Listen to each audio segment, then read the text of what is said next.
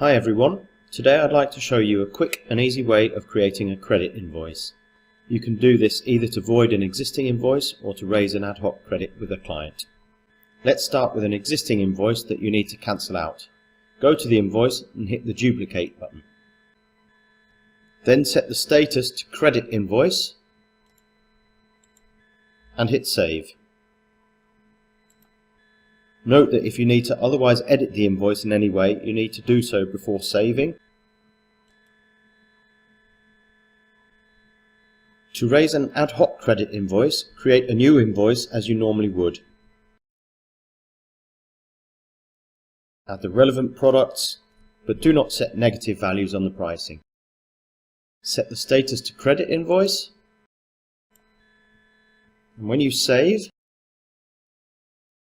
it returns those sums on the invoice as negative figures.